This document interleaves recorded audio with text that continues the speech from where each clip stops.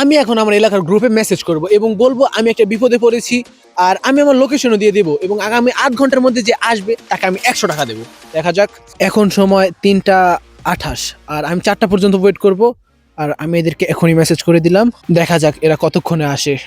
এরপর আমি একা একা সময় কাটাতে শুরু করি, যাতে আধ ঘন্টা খুবই তাড়াতাড়ি কেটে যায়। ভাই কতক্ষণ ধরে অপেক্ষা করছি, কেউ তো আসছে না।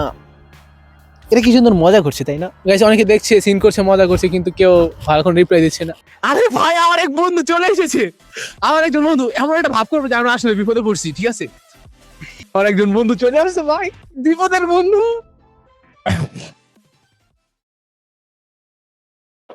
ভিডিও শুট করতে কেতরাম শুরু করছে আমরা। ভাত খাওয়ার সময় দৌড়ে গেছিস? ও, এটা ব্রেক ছিল।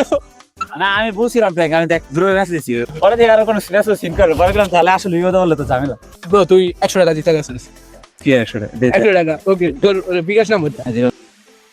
ওকে, টাকা চলে গেছে তো, 100 টাকা জিতে গেছিস ব্রো। বিপদে বললে এমনই করিস।